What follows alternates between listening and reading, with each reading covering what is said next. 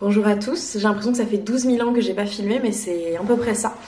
Confinement oblige, vous m'avez demandé quelques vidéos, donc je me suis dit pourquoi pas puisque j'ai beaucoup plus de temps que d'habitude.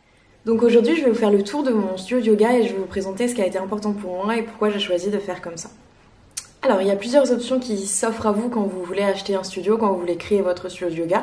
Moi ce que j'ai choisi de faire ça a été d'acheter un appartement et de le transformer en studio de yoga. Pourquoi j'ai voulu faire ça? Parce que c'était important pour moi d'avoir une cuisine. Il faut savoir que je cuisine absolument tout, tous les repas, tout le temps. Donc je voulais pas faire à manger et puis manger entre midi et deux et voilà, je voulais pouvoir cuisiner frais, cuisiner en fonction de ce que j'avais envie. C'est toujours très important pour moi la nourriture, le moment de manger. Donc je voulais une cuisine, donc j'en ai une, je vous la montrerai vite fait parce que c'est pas du tout ce qui est important. Et je voulais aussi pouvoir dormir sur place quand je finissais tard et que j'avais la flemme de rentrer, quand je commençais très tôt et que j'avais envie de pouvoir pratiquer tranquillement. Donc c'est ce que j'ai choisi de faire. Ce qui était important pour moi aussi c'était la lumière.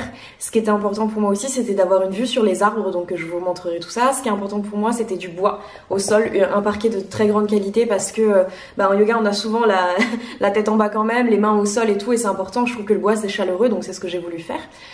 Les plantes, vous allez en voir pas mal. Un coin pour les loups qui puisse être tranquille parce que alors vous me posez souvent la question, mais évidemment mes chiens vivent avec moi, font les cours avec moi, enfin ils sont toujours là, donc j'avais envie qu'ils aient un petit espace à eux où on les embête pas, où ils soient tranquilles.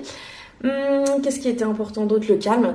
En fait c'est sur une avenue de Poitiers très passante, c'est une des plus grosses avenues de Poitiers, mais pour autant en fait on est vraiment dans une grosse cour en fait, c'est une propriété dans une grosse cour, donc ce qui fait que y a pas de bruit et tout, donc c'est vraiment super bien placé. Ça a été le premier endroit que j'ai visité et au final j'ai eu un gros coup de cœur et j'en ai visité d'autres et tout, mais vraiment c'était celui-là. Voilà, ce qui est important pour moi aussi c'est d'avoir de l'espace, mais j'en ai pas besoin de beaucoup parce que je l'ai déjà expliqué dans d'autres vidéos, mais je fais en principal des cours individuels et les cours co sont maximum 5 personnes, donc on est super bien. Voilà, je vais vous montrer ça. Bon alors c'est pas la meilleure lumière parce qu'aujourd'hui il fait pas beau, c'est le matin, il n'y a pas encore beaucoup de luminosité, mais vous voyez déjà qu'il y a beaucoup de fenêtres. Donc quand vous rentrez vous avez la cuisine, ça je vais pas vous le montrer parce que c'est pas le truc le plus important, le plus intéressant pour aujourd'hui. Donc vous avez beaucoup de miroirs parce que c'est bien d'agrandir. Vous avez ici un porte-manteau où les élèves peuvent accrocher leurs affaires. Ensuite ici vous avez une première étagère avec pas mal de livres, avec une très jolie plante, les bolsters de chez Baya, les briques là qui viennent de chez Lululemon.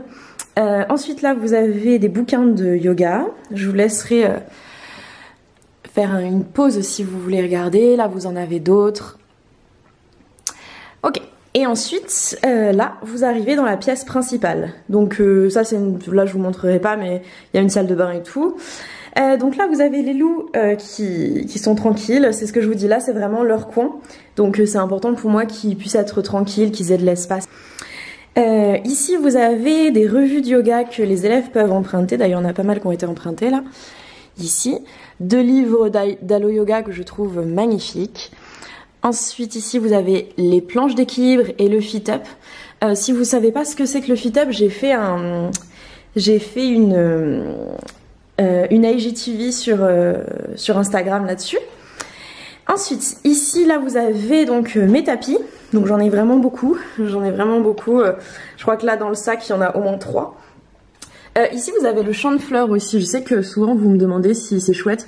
Moi, j'utilise depuis très longtemps et je trouve ça vraiment bien. Rouleau de massage ici. Ensuite, là, vous avez un peu d'encens. J'aime bien mettre avant les cours, enfin ça dépend en fonction de qui j'ai. Parce que tous vos élèves ne supportent pas l'encens, hein, donc renseignez-vous un petit peu avant. Il y en a qui adorent quand ils arrivent, il y en a qui n'aiment pas du tout. Là-dedans, dans ce tiroir-là, il y a tout ce qui est masque de yoga, donc à la fin de vos séances pour vos élèves, c'est vraiment top. Là, j'ai un petit coussin de médite. Là, j'ai les briques que tous les élèves peuvent emprunter sans problème, sauf celle-là, parce que celle-ci, elle est collector, donc c'est une brique qui vient de chez Nike, qui est très ancienne et qui est surtout designée par Kalel. Donc c'est la brique à laquelle je tiens le plus. Donc celle-là, personne ne l'emprunte, celle-là, c'est celle du professeur. Ok, ici vous avez quelques petits cadres, de quoi laver les tapis. Donc ça, encore une fois, hein, les élèves peuvent les prendre. Des livres que j'aime bien leur lire à la fin des séances, pendant le pranayama. Ici c'est encore des bouquins de yoga qui sont là-dedans, qu'il faut que je lise, et donc tant que je les ai pas lus, en fait je les mets pas là-bas, parce qu'en fait c'est comme si je les validais quand ils sont là-bas. Et là-dedans, qu'est-ce qu'il y a? Je crois qu'il y a tout ce qui est pierre et tout. Ouais, des pierres, une écharpe de yoga qui est vraiment top.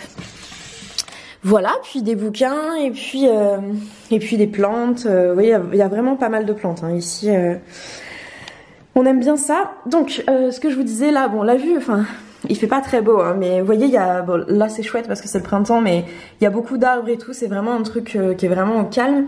Et puis, vraiment, on n'entend rien. C'est vraiment top. J'ai mis un gazon, un faux gazon. Donc ça, c'est une clim. Voilà, donc à la base je voulais pas, mais c'est vrai que l'été quand il fait très très chaud, c'est quand même chouette de pouvoir continuer à pratiquer. Donc ouais, j'ai mis un gazon pour donner un effet un petit peu encore du vert, voilà, mais je compte m'en occuper dans pas trop longtemps. Et ensuite ici il y a 2 grands miroirs. Alors les miroirs en yoga en général c'est quelque chose on déconseille les miroirs, dans le yoga traditionnel il y en a pas. Mais je vous assure, enfin après chacun fait ses choix, c'est comme la musique, c'est comme tout ce que vous voulez, mais je vous assure que quand vos élèves ont un schéma corporel un petit peu compliqué, les miroirs c'est vachement bien pour leur montrer un petit peu, parce que des fois ils ressentent pas du tout que ça va absolument pas. Bon, j'en profite pour vous montrer des chiens très malheureux, donc Kisco vit sa meilleure vie, ça le perturbe absolument pas que je filme. Calèle un peu, je pense qu'ils se demandent un peu ce que je fais, mais voilà, j'avais vraiment envie qu'ils aient un endroit où ils sont tranquilles, les élèves leur disent bonjour, mais en général ils respectent bien le fait que bah voilà, eux aussi ils font leur vie. Regardez-moi ces grosses pattes là, tes grosses pattes bébé. Oh, t'as réveillé mon chien. Donc voilà. Alors j'espère que ça vous a plu, c'est surtout pour vous montrer qu'un studio de yoga doit avant tout vous ressembler. Vous devez bien savoir ce que vous voulez faire, parce que par exemple pour moi, quand je fais beaucoup de cours individuels, j'ai pas besoin d'un grand espace pour l'instant, on verra ce que je fais après, mais pour l'instant ça me suffit amplement, donc voilà. Ça doit vraiment être quelque chose qui vous ressemble, et vous verrez que vous passerez de super moments à enseigner à vos élèves. Bon, il y a Kalel qui a décidé de venir se gratter derrière moi, c'est pas grave. Je vous dis à très bientôt, et si vous avez la moindre question, posez-la moi.